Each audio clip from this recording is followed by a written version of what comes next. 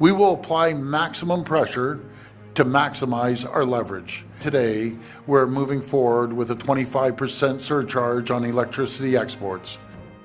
Canada's Premier Doug Ford is pushing back hard against Donald Trump's 25% tariffs, threatening to stop electricity exports to the U.S.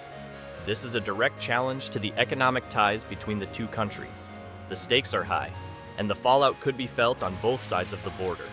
Premier Doug Ford is taking another retaliatory step today in the trade war launched by the U.S. on Canada. Trump's 25% tariff on Canadian exports sent shockwaves across the borders.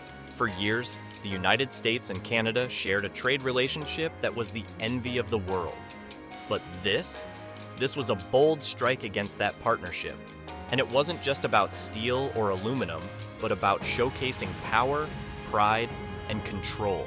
So it's good to see you too. This 25% surcharge will essentially apply to all electricity imports from Canada starting today. Now, this is significant considering Canada is actually America's. And the response is not the typical response that you can get. Canada wasn't about to roll over. While some leaders offered diplomatic grumbles, Doug Ford, the Premier of Ontario, had other ideas. Forget soft words or cautious deals.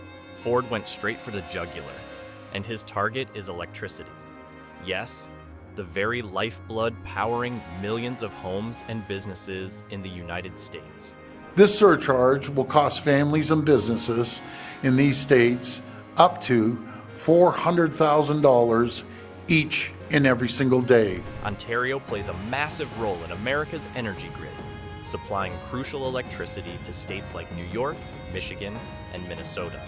Ford decided to hit back where it hurt, imposing a 25% surcharge on every single megawatt hour of electricity exported to the U.S. Think about that. Higher costs, higher stakes, and no easy way out for the states that depend on this power.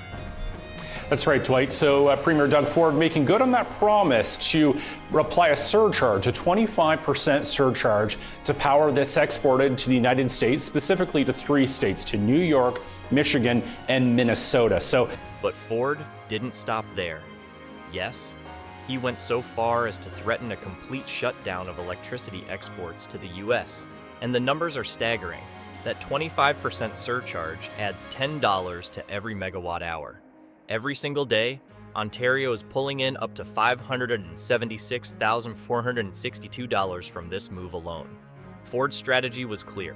Make the U.S. feel the pinch and make it fast. This surcharge will cost families and businesses in these states up to $400,000 each and every single day.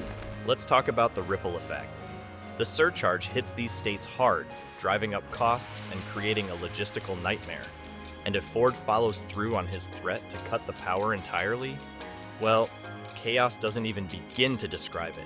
It will cost families and businesses in these states up to $400,000 each in every single day.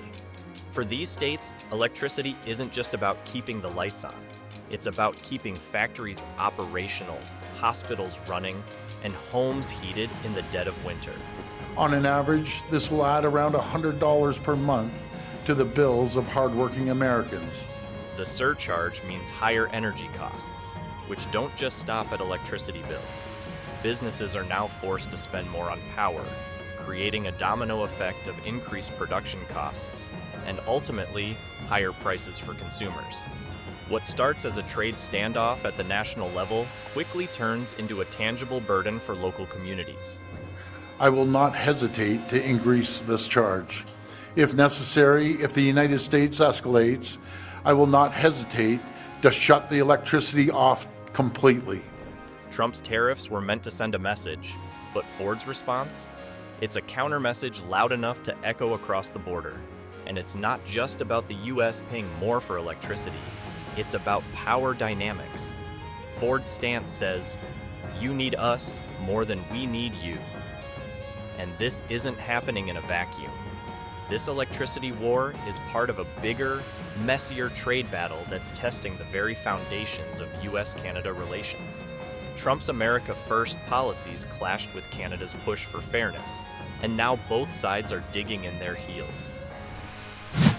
President Trump's trade war is heating up. The Canadian province of Ontario says it will slap a 25% surcharge on electricity exported to the U.S. Ford's gamble here is clear. Force Trump's administration to backpedal on the tariffs by making the pain immediate and unavoidable. By targeting something as vital as electricity, Ford has chosen a weapon that hits right at the heart of American households and businesses. Doug Ford, the Premier of Ontario, said he will shut the electricity off. He's already removed all U.S. alcohol from Ontario shelves, from the Liquor Control Board of Ontario, which is the largest provider of alcohol in the world, actually. But Ford hasn't stopped at electricity. His retaliation has extended far beyond the power grid, targeting other symbols of U.S. influence in Ontario. One of the most surprising moves? Removing all U.S. alcohol from the shelves of Ontario's Liquor Control Board, LCBO. For context, the LCBO is one of the largest alcohol retailers in the world, and its shelves are now devoid of American-made whiskey, wine, and beer. The message? If the U.S. wants to hit Canada economically, Canada can hit right back by cutting off revenue streams Americans depend on. And he's also forbidden any U.S. companies from bidding on government contracts in Ontario. Ford has also banned U.S. companies from bidding on government contracts in Ontario. From construction projects to public services, American firms are now shut out of lucrative opportunities in Canada's most populous province. This is a direct escalation, one that shows Ford's willingness to push the limits of this economic standoff. Believe me when I say I do not want to do this. I feel terrible for the American people because it's not the American people who started this trade war. It's one person who's responsible. These moves have made Ford a polarizing figure. In Canada, his aggressive stance against Trump has won him admiration among those who feel the country has been taken advantage of for too long. For others, his tactics feel risky, even reckless, given the potential fallout. But if there's one thing Ford has proven, it's that he's not afraid to go toe-to-toe with the U.S., regardless of the consequences. So Doug Ford is really hammering home the message that you don't mess with Canada, and most importantly for him, Ontario. This kind of boldness isn't entirely new in trade wars, but Ford's approach is undeniably unorthodox. Historically, trade disputes between Canada and the U.S. have been resolved with careful negotiation and measured responses. Ford's tactics, however, resemble something more akin to guerrilla warfare, striking where it hurts the most and refusing to back down. Mr. Carney, in his acceptance speech last night, devoted a good chunk of it to reminding Donald Trump that Canada is a sovereign country. In the midst of this heated conflict, another figure has emerged to reshape Canada's stance against Trump, Mark Carney. The former governor of the Bank of England has stepped into the spotlight as the new leader of Canada's Liberal Party. In his acceptance speech as Liberal leader, he took a direct shot at Trump, declaring that Canada is a sovereign nation and will defend itself against any threats, economic or otherwise.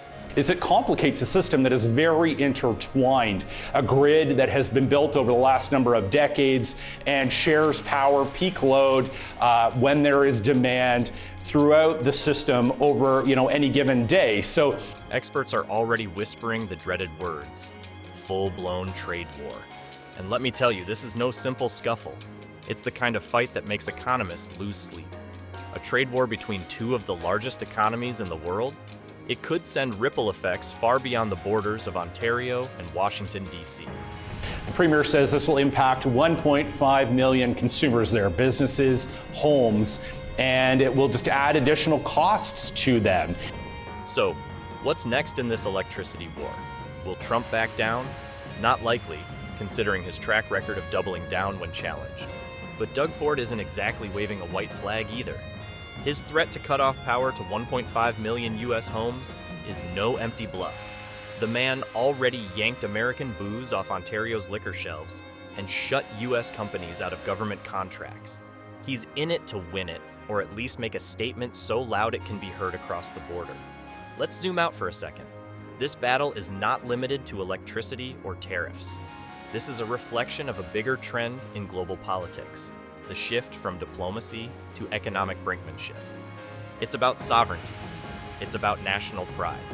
For Trump, it's proving that America calls the shots. For Canada, it's about standing tall and not to be bullied. The experts say that it may not have a massive impact in terms of the cost, but there could be cost increases and also reliability issues in the United States. But what happens when two countries that are so intertwined start pulling apart? The consequences could ripple through industries, markets, and even global trade networks. Energy markets are especially vulnerable. If Canada really does cut off electricity, it could drive prices up, force the U.S. to scramble for alternative sources, and even destabilize the North American energy grid. Long term, the fallout could reshape how these two nations interact, not just economically, but politically and diplomatically. And as the stakes climb higher, one thing is clear: neither side is ready to back down. Like this video and subscribe to the channel to get more updates on the U.S.-Canada trade war.